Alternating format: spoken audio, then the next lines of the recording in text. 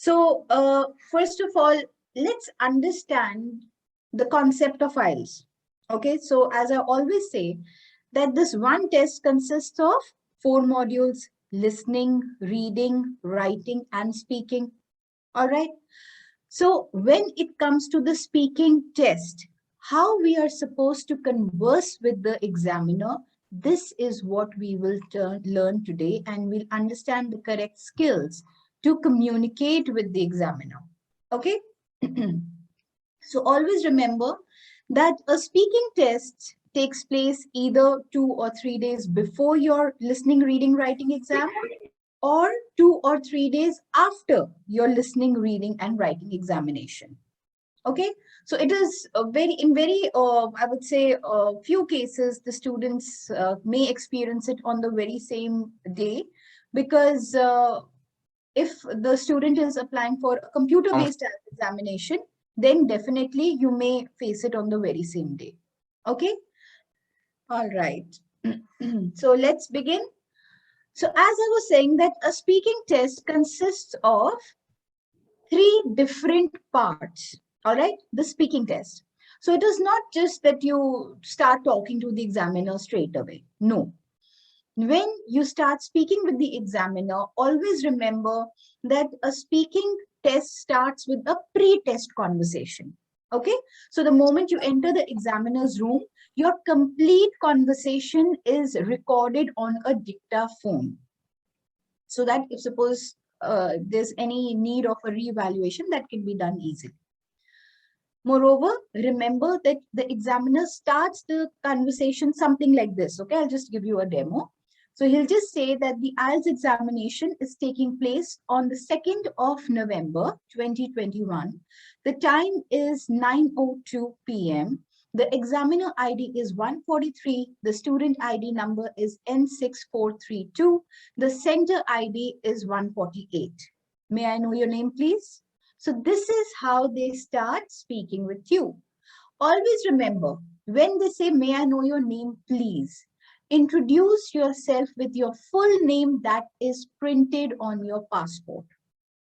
I will not say, hi, my name is Minnie. That's an informal way of, meeting someone or greeting someone. You should always address yourself with your full name. So you should say, hi, my name is Minnie O'Broy, or whatever your name is. The one that is printed. Okay, after this, they'll ask you that, all right, how can I address you? So this is the place where you'll tell them that, okay, you can address me as Minnie, or you can address me as Mrs. O'Broy. So whatever they want, they'll address you like that. So after part one, till now it was the pre-test conversation. And after this, they start with part one of your speaking test. And from this point onwards, they start giving you marks. They start awarding you marks. They do not want to hear your opinion on something, whether it is right or wrong. Okay, in speaking also, there is no right or wrong opinion. What they want to see is whether you are able to communicate correctly or not, whether you are able to generate the correct kind of content. Are you able to understand the question correctly? Are you able to use the correct form of words, tenses when you speak with the examiner? So they start analyzing you like that. So in part one, the examiner will ask you around 8 to 10 questions. Okay. So in part one, they'll ask us around 8 to 10 questions. And technically here they spend around, I would say, 3 to 4 minutes with the student. Okay. Then in part two, they give us a topic. Today we'll be focusing on this aspect, and we'll understand the skill of answering a topic and generating a 2-minute talk. So when it comes to part two, always remember that in this part, you have to give the information that is related to the topic only in the correct order in which that question is being asked. Okay, you cannot shift the order of the questions. You'll have to answer all those questions or maybe an incident in the same correct order according to the question. Here, the examiner gives us only 1 minute to prepare on the topic, and then we have to speak with them for at least 2 minutes, or till they don't stop us.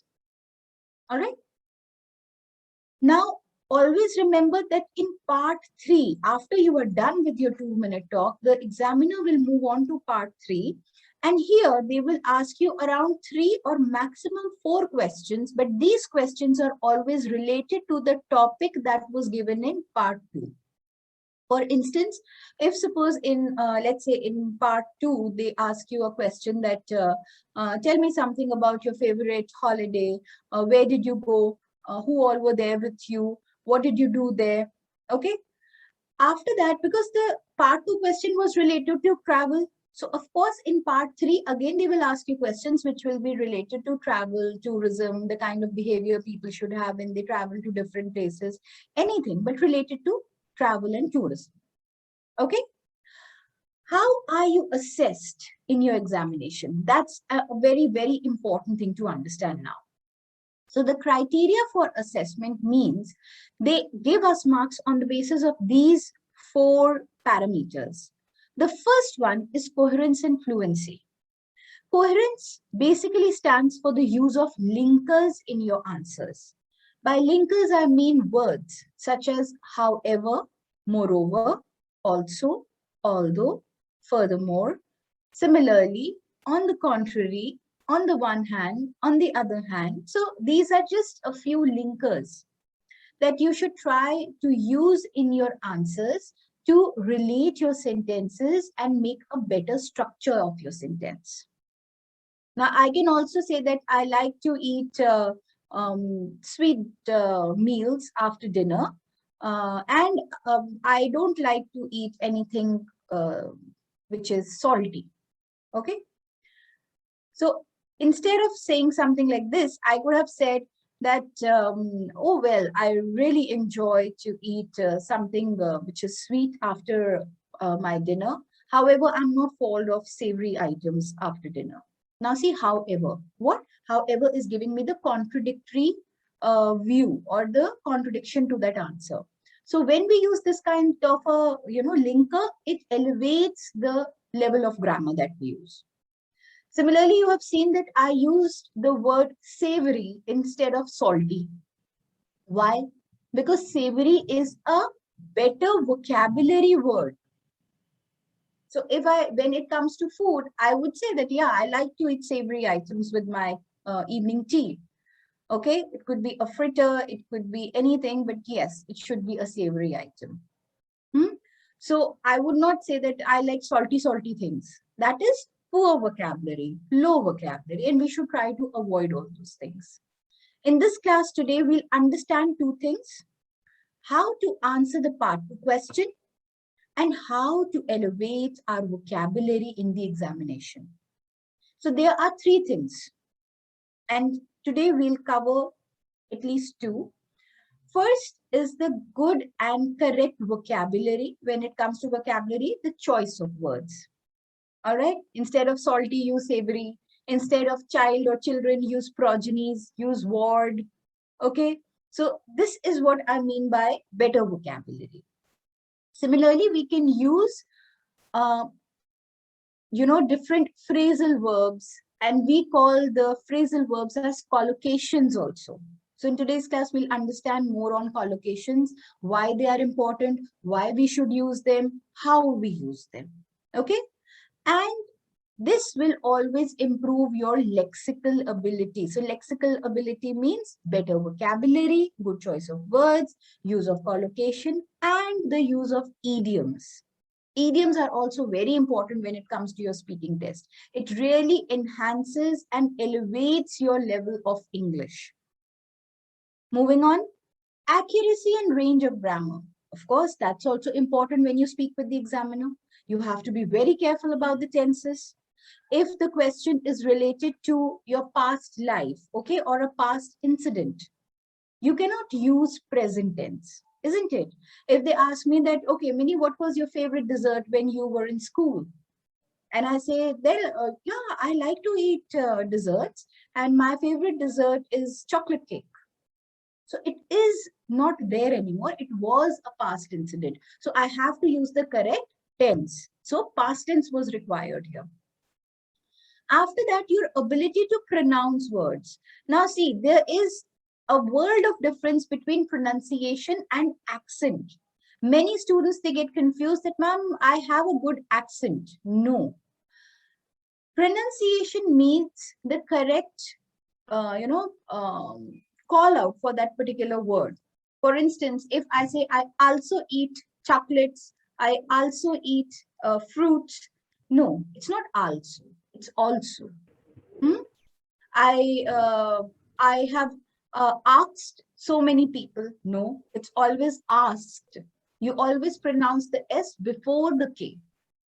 So we have to remember all these things and we must emphasize on this. Right now, even if I'm talking to all of you in this class, I'm not using any accent, isn't it? It's just simple Indian dialect of English and this works. So you don't worry about the accent, just worry about the correct pronunciation. The sh and the sir sounds. Like no, I don't like to see any shadow. It's not shadow, it's shadow. Okay, so these are the mistakes when it comes to pronunciation. So today we'll understand how to structure a 2-minute talk with the examiner and how we try to generate the content also. So after part 1, this is the way how the examiner moves on to the part 2. Let me share a quick video with all of you. Please have a look at this video very carefully. There are some details and I'll ask you all some questions related to it. All right, so now let's move on to part 2. And here I'm going to share a topic with you. I'll also provide you with a piece of paper and a pen.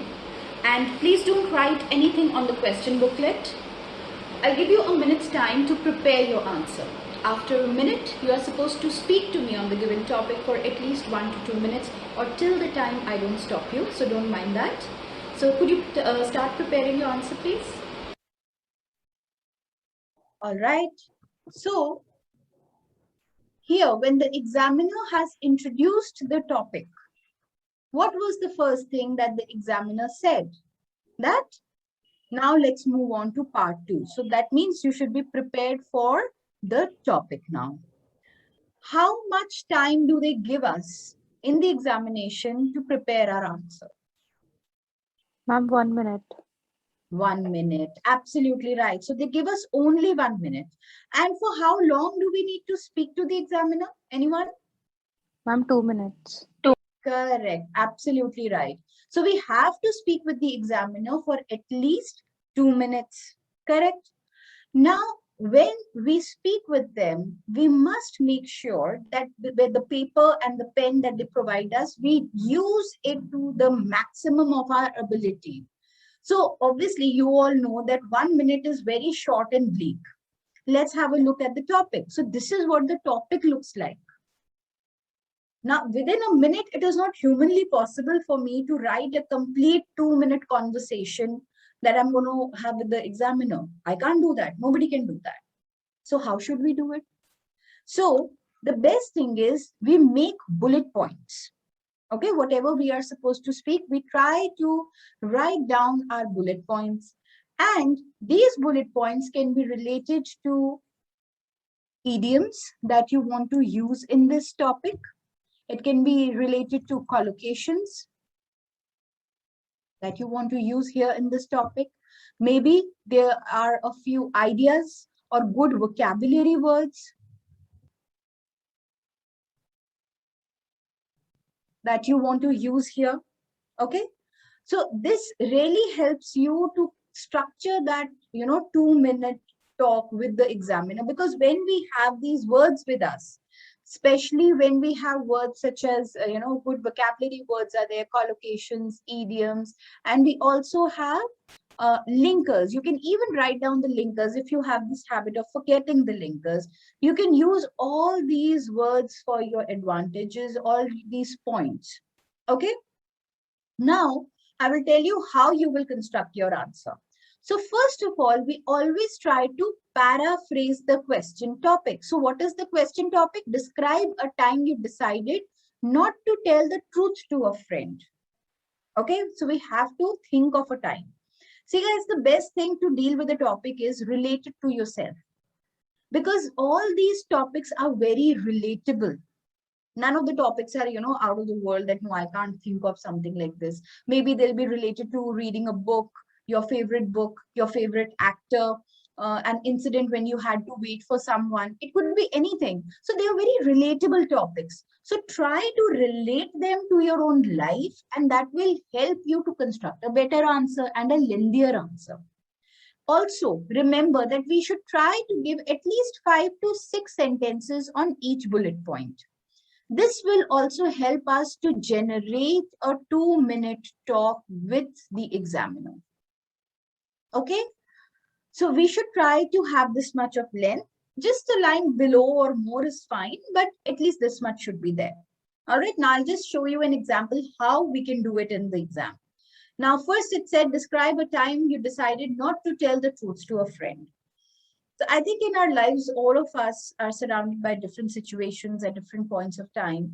And one such situation when I was actually in a pickle and had to bite my tongue and was not able to share information with my friend was during my college days. So I remember it was our examination day when me and my friend Rachna, we were just sitting in the college cafeteria. So we were about to go for our college exam, but it was a cold winter morning. So we decided why not to have a cup of tea before we hit the examination hall. So when we were just sitting there, her mother, she gave me a call on my cell phone because I'm talking somewhere around 15 to 16 years ago. So, at that time, not even 15 to 16, I think it was around 20 years ago. And at that time, cell phones were not that common for college students to have. It was a luxury. So her mother, she said that, please don't talk in front of my daughter right now. Could you just slip out of the canteen for a minute? And when I moved out of the canteen, her mother, she spilled the beans and she told me that, there's a very sad demise, sudden and a sad demise at our residence, and Rachna's grandfather has just passed away. So I was completely, stuck, and I just thought what to do at that point of time. So I asked her mother that if you want me to send her back home, what should I do? You tell me, what action do you want me to take? So she said, just hide the information from her till the time she's not done with her examination, because she's extremely close to her grandfather. And once you guys are done with the paper, because that was our last examination, therefore we planned why not to go for a movie after the exam. So she said that please don't go to the hall and come back home as soon as possible.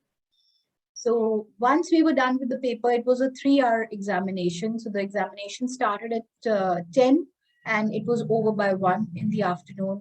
And everyone was happy. Everyone was, jumping with joy that yes, we are done with the examination. Now we are free to enjoy ourselves for 1 month. But I looked really sad and morose. And Rachna asked me, why do you look so serious? What's the matter? Why you are in the dumps?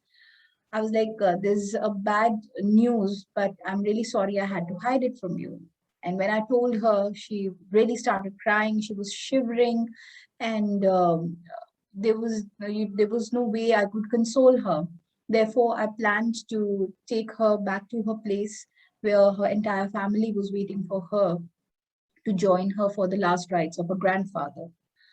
Um, that was, a very sorry and a sad incident that I saw in my life, and I had to hide it from my friend, but it was for her own good, because if I told her this information earlier, I don't think so she would ever appear for the examination. She must have left by, with the moment I opened the news to her. So therefore I planned not to tell her that, and I think I did a good job, and I just hid the information from her for her own good. Okay, so right now, when I spoke to all of you, I spoke for roughly around 2 minutes plus a few seconds. Now, if you go slightly above 2 minutes, it is fine. It's not at all a problem.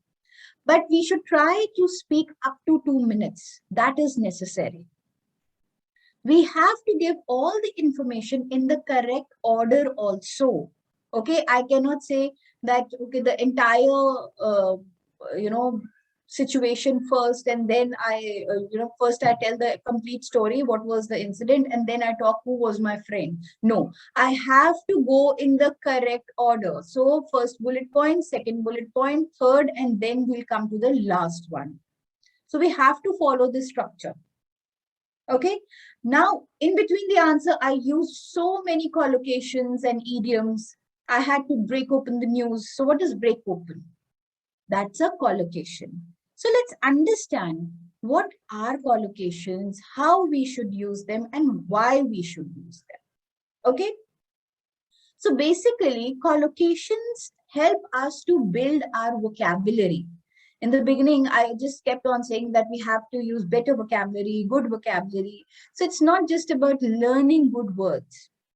It's important to use the good words in an appropriate manner, and off and on. You cannot do this, that I'll use this simple word everywhere. No, you should try to think of a better word. We should try to enhance our vocabulary list, and that can be done with the help of collocations majorly. Okay, so collocations are basically combination words. They come in pairs or more. That means at least two words together. Right now, if I sneeze and I say, I think I've catch a cold. So catch a cold. This is a collocation just to say that I think I will have cold. I think I may have cold. Or I can even say, I think I may have cold by tomorrow. So this is a better way, catch a cold, to talk about your ill health. Similarly, when we look at collocations, they can be in a minimum of two pairs. They can go up to 3, 4 also. Now, all the collocation pairs, they work in the correct pair combination. Let's have a look at these two visuals. The first one is related to a car and it says fast cars. The second one is related to a person who's driving and it says quick glance. Now, fast and quick, they're quite similar in nature, isn't it? You can say that, ma'am, that person is really fast when it comes to thinking about something, or that person has a very quick perspective in life. They can think of good ideas very quickly, or they're very quick. So in some places we can use them together, but when it comes to collocation, they always work in the right pair. For instance, we always say fast cars. Fast cars means, something which is moving very fast. If suppose I saw a movie which has race cars in it, and somebody says that, ma'am, what kind of movies do you like? So I can say, oh, I love to watch movies which have fast cars, like Fast and Furious or Doom 3. I'm, extremely fond of such movies. Similarly, or, I can say, instead of fast cars, I can say fast bikes also. Then quick glance. Quick glance means that you look at something and then you again look back to the main place where you were, looking earlier. So just a quick look at some other place. So if suppose I am driving on the road and I see that there's a new Netflix series which is going to come up very soon. So I can just talk to Harshdeep and say, oh, Harshdeep, do you know there's a new Netflix series which is going to come up this weekend, and I was just driving on the road and I saw a big hoarding. So I just had a quick glance and it looked really promising and nice. So a quick glance. I cannot swap the two and say quick cars and fast glance. If I do that, the collocation will go incorrect. Okay, so remember that these collocations, they always work in the correct pair. Now, why should we learn them? Why is it necessary to learn? Number one, it helps us to build our vocabulary, and it also gives us a very expressive way of delivering our answer or talking about something. Right now, if somebody is smoking, if I say, no smoke, please don't smoke here. If I say smoking is strictly forbidden or smoking is strictly prohibited. So what is it? That sounds a serious affair. It sounds a serious job, isn't it? That yes, ma'am is really serious that I should not smoke right now in the class. Correct? So all these things, all these words, they help us to deliver an answer with more conviction.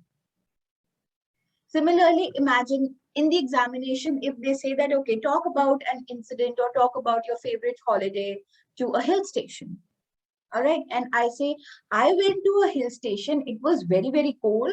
And it was very dark also in the night. And it was really very, very scary to go out at night because there were, there were no people. There were not much of roads or traffic on the road. Now, instead of this, if I say that, oh, I had a gala time when I went on a recent backpackers trip to Manali, where we went to the coldest areas. I remember that we went to Rohtang Pass and it was a great excursion for us.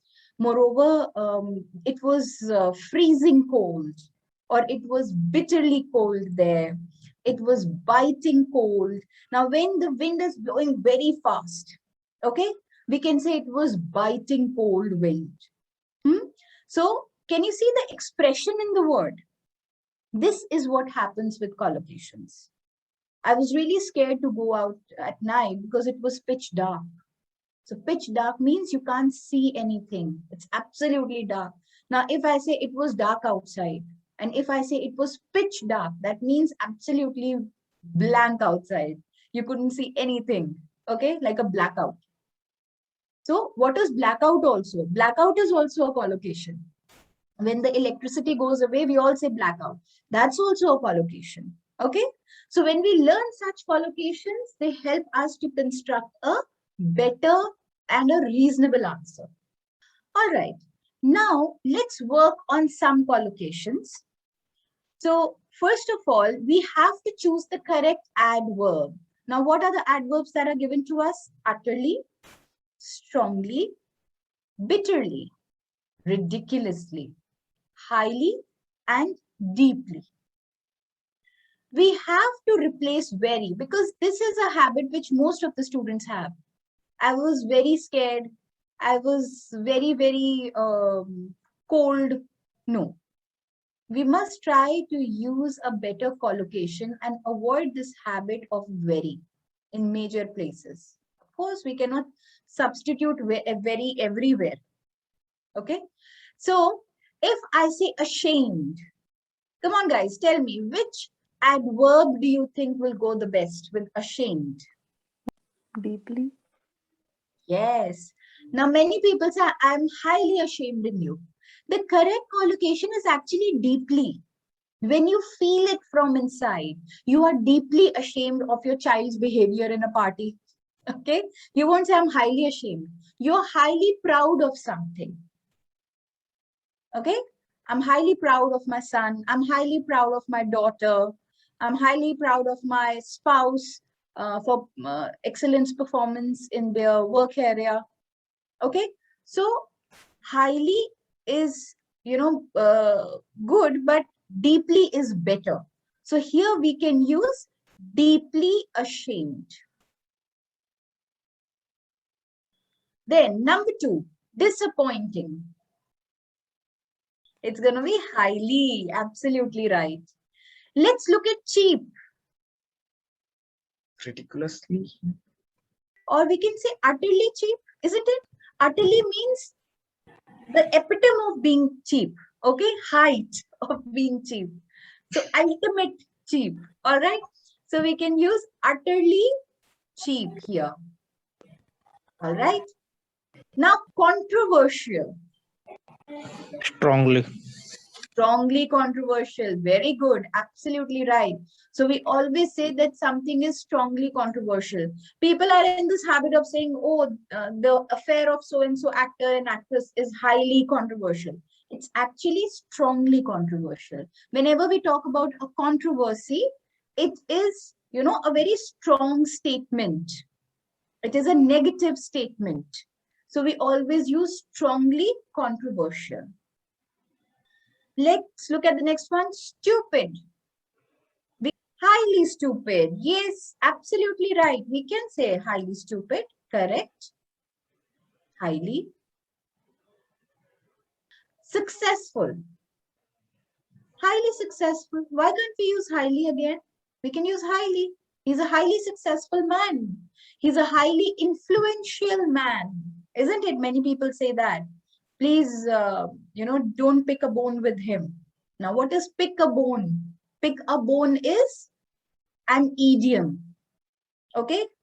That means don't take any kind of, don't get into any kind of quarrel or don't have a fight with this person. So don't pick a bone with this person. He is a highly successful man. So highly successful. Okay, let's look at opposed. Ridiculously. Strongly opposed, yes, why not? We would use strongly opposed, that is better. So strongly opposed, correct. Absolutely right. And what about ridiculous? Bitterly. Bitterly ridiculous. Or any other Highly, option? Yes? Highly. highly, Highly ridiculous, correct. We can even say utterly ridiculous. Again, like if suppose someone has done something which you don't like and you say it's ridiculous, why do you think of that? Like if suppose my friend says that I think you don't like my company because I am from the lower income group, and I say, well, it's utterly ridiculous. How come you can think like this? So utterly, again, the epitome. Okay. So let's have a look at this topic, and I want all of you to prepare your 2-minute talk on this topic. I would like to hear the answers of all the students one by one, and I want you to incorporate some collocations as well. Okay? Epitome. Okay, epitome means height, a limit. So epitome is the greatest height. When I say, someone is utterly cheap, that means there's no one cheaper than that person. That is a superlative degree. Okay, that is what epitome means. Please start preparing your answers, guys. Jessim, let's start with your answer, please. So the task was, it's related to our first, which was done last year, and it's known as Inflore. So last year it was done online mode, which was occurred in the month of January from 25 to 30. So usually it is a 2-day fest, and last time it took 5 days to complete it, since it was online, and it requires more time for monitoring and evaluation purposes. So it took 5 days to complete it. It consists of mainly 14 events, which includes management and non-management as well. So the challenges we faced was technical issues mainly. Though the participants were from different areas of the country, and we were having international participants too. So we have to maintain a proper communication channel. So the coordination and planning was done a month ago, before the first. Not a month, 2 months ago. There was a team which consists of 24 members, which was known as forms, which is the student body in our college. So we took care of that along with the 2 faculty coordinators. So, and how you overcome it by, hello? Yes. Okay, so the main thing was the planning, which I had mentioned that it take around 2 months time for the whole plan to implement it. Okay, now see, Jessim, you spoke to me for nearly 2 minutes. There's still 15 seconds left, but still, I would say it was fine. The length is fine, but there was a lot of hindrance in your voice. The first thing that you missed was paraphrasing the question topic. So always remember that we have to restructure this topic before we start with an answer. Now, when it says talk about a new challenging task, so you can say that I think we all face challenges every now and then.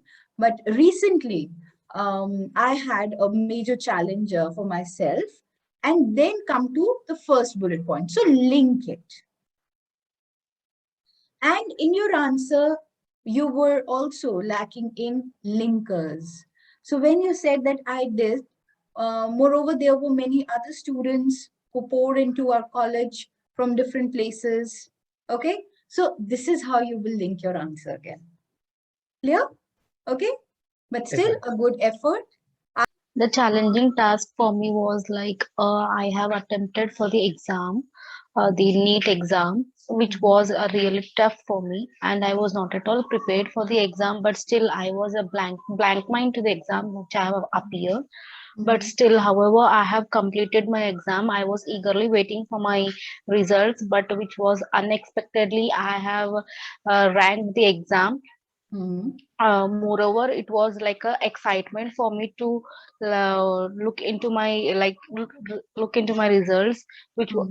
I was just like overwhelmed with my results. Why? Because I haven't prepared, but I have appeared the exam with a blank mind, but still I Mhm. have ranked. Then I gained the confidence in myself that without preparation, still, if you have a positive confidence, you can like scratch anything in this world with no Mhm. doubt. So this was the challenging task which I took for myself, but still Mhm. it was a lesson for me. Like if I would prepare for that better to score better Mhm. ranking as a first, Mhm. it was a very interesting challenge for me where I have faced each and every obstacles, but I've still the rank. Mhm. This is what I have took it as a serious matter for me, so that I have to prepare not only the NEET exam, but whatever may be the things. If you are Mhm. attempting, you have to be thorough in the particular thing, so that you can crack each and everything with your positive efforts, whatever you are going to do in your life. Mhm. Okay, now see, here the last thing in the question says, how will that thing help you in future? Now here you can say that with that kind of visualization in life, I think one will always be very positive in approach, and you can do wonders if you have that kind of a Yes, positive mindset. Okay, so just this much yes, time was required. Okay, but overall okay, a very good answer. So in such a case, now let's do one thing. I will give you a complete answer. Okay. All of you okay. can see how we can speak on this topic, how we are supposed to use idioms and collocations. All right. All of you will understand that. So, okay. So I'll just start now.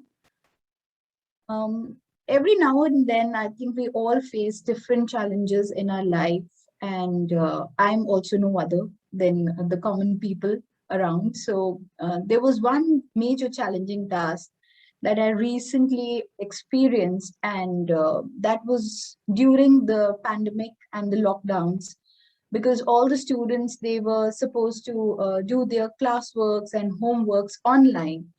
So my daughter came to me one day and she said that, Mom, I really need your help because I don't know how to use Microsoft 365. So because you are into online teaching, I would like to learn it from you. So just tell me how to do it. So I just thought that maybe it is just equally easy as the major software that I'm using right now. So I said, yeah, it's just a cakewalk. You don't worry. I'll help you out. And there's nothing to worry about. So the day I opened Microsoft 365, it was actually a new world, a completely different environment from what I've been using from the past so many years.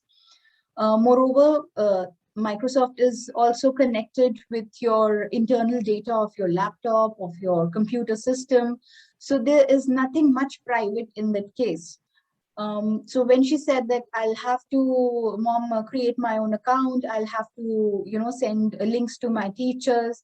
So that entire concept was really new for me. So I actually had to learn everything from scratch. And nowadays, I think the second best teacher for everyone is Google. So I also went on Google and I searched that how to, upload the files for the classworks, how to download the homework from the internet, and during the classes how the students are supposed to follow a decorum, because these students, they're quite young in age.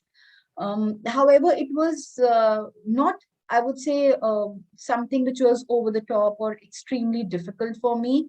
It was not a medal biscuit, but yes, of course, it was a tedious task in the beginning. However, I think within a day or two, I was able to get onto it. I had a good grip of the complete software. And I even taught my daughter how to use it, how to use all the tools, how to use the chat option, because it had so many things in it. So I think if you just to overcome any such situation, the best thing is to put your head down and get into it, and just try to learn more and more how to construct your path. Because nowadays there's nobody to help you. You have to find your own way, you have to pave your own footsteps, so you don't have any other helping hand. So the most important thing that I feel is that if you want to overcome something, first of all, you have to let go your fears. So if you have a lot of fears on your back, clinging onto your clothes, then they will always, pull you down. So have confidence and try something new. Of course, trying something new is not that easy. It's not a cakewalk at all. So similarly, as I said, that I looked into the software and I kept exploring different windows. What happens with this? What happens with the other option? After that, in fact, there was a point of time that when I learned it, most of my daughter's teachers, that they at times give me a call that we are not able to do this thing on the software. How are we supposed to do it? So it is actually a very proud moment for me and my daughter as well, that the teachers are giving me a call to ask me about it now. Moreover, I think learning is something which is always fruitful in your future as well. Because if you learn something new, it never goes down the drain. It's never a waste. So you should always try new things in your life and explore new horizons. Okay? So this is the way, guys. This is how you can speak to the examiner on a given topic.